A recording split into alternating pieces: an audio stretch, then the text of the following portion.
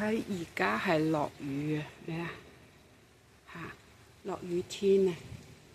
啱啱咪喺做緊農夫，就突然落雨，好似話有颱風，希望打唔成啦。係啦嗱，你睇下上邊天空嗰啲雀仔幾享受嚇嚇！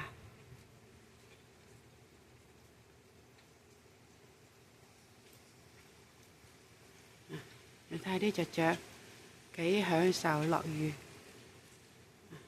哦，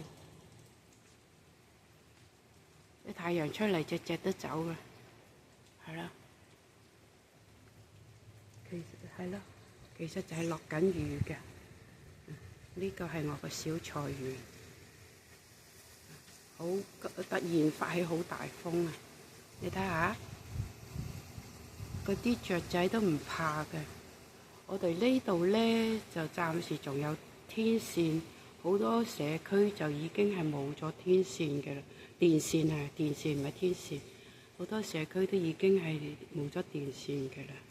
呢個同香港完全唔同，係啦，呢度係好寧靜。你睇下，尖尖有隻雀仔個樹尖尖，幾享受。佢哋真係嗱，呢度高高有一隻嚇，呢度就係我個菜園啦。影一半啦。呢棵嗰個冬瓜係之前摘過3個大冬瓜㗎啦，咁而家就將嗰啲老嘅剪咗。我見佢個底下又標新芽啦，又標咗新芽啦，又標咗新芽啦。咁我又由得佢加咗肥落去，由得佢再生長啦，係咯。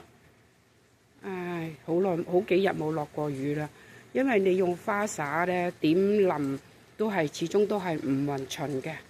咁就咁落雨就個係真係勻循啦。我用 sprinkler 啱啱淋過水。呢棵就桃樹，10月份就4年啦。